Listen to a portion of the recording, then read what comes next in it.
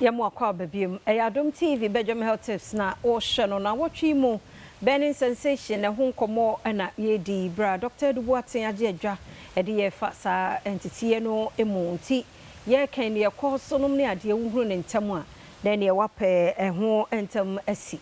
na ye di nkomo no bebre ya ba bedru na ya we ye ba behwe e ba so na yi wani a ho sunsuaso no etesei fasedama endpoint ninti ene yedisa enkomoyi ene nso dog ankasa eti adwuma ochiri nti nyi free 5 minutes yenche na osutie bi dog ya na se aseda nyame nti paresthesia ya ye ka ho asem e ba ye nso ye experience bi ni ya ntwiti a ehun sunsuaso no etese yo meda ase na otwe nyina yedi nkomo afa paresthesia ho na de ye kan nyina ne se ya ho hyehye ya de obi wo ha wo se me ho hyehye me obi wo se bibi ni na me honam duanim obi wo se me ho twetwetwe me obi wo se asa bibi wo me honam duanim obi wo se me honam duanim keka me obi wo se bibi ni na me ho ananse me honam yam dududu ananse kyekye me obi wo ha wo se asa de me wo asa de light bi kikiki me honam duanim mu ni nyina no eye ade a ye beka ne se paresthesia na otwe mu nyina no ye di nkomo so afa ho se ye wo no ma ye de sa ade ne ba ye se yade ye fe ne se diabetes arthritis ene lupus etime de ahohyehye yade ye ba obi wo so kra no na eye ne spine problem ene wanya ene so etime de ba obu a na exercise na wonye obu a na cholesterol na wosoro ene so etime kofa ade ye fe ne se paresthesia na ahohyehye yade ye e ba besoye enipa de sene na ne no de ye pese ye di nkomo e fa ho no se menya ahohyehye ni yade ye ni bi ananse me ho ehyehyehye me bibi wo me honam duanim me joint ne me joint ye me ya ananse kyekye me honam me dududu me kwa ase de ye pia matiko no se man twiti a ehun sunsuanso obey ene wo homa me sunsuanso wo no bi ni se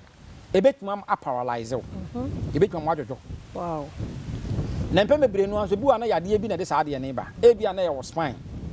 ene de sa ade ne ba eno so no wa hu ni ntem a eno so kra so betuma abubu agu fom so hu obi wo so kwa se de kan ne bia na diabetes na de ba wan hwe ya o sugar ne kosoro bebre eno so e wo hu sunsanso kra eno bo hu so obi wa isi atwa da nan ne sa na mani nyina no efiri sa na mani bi eti hu sunsanso no ene se etime de bibia fense paralyzation na mmom no wa ya wa obe go through no kra no so no e ya na dan sunsanso obo se bedum ne bi na wuntimi nya hwe adwuma kra wuntimi nko wuntimi na na wuntimi hyehye saa wuntimi na ade ache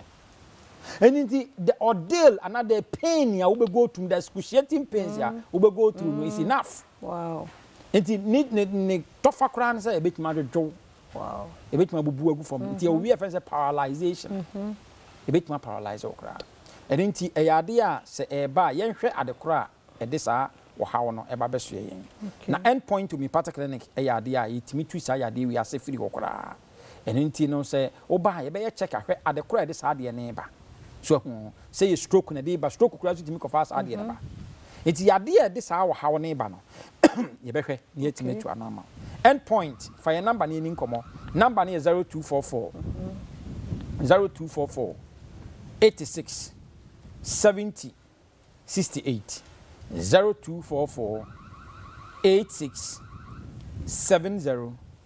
68 da Dr. Dubuaten say ochina sabre ya wada masaka ye ho na ye ntoa burning sensation yi eso be me de pa ohun de timi ekofa ba no se bia uyi wani free ho no mu a de timi eja wo ochina ye be hwe ni treatment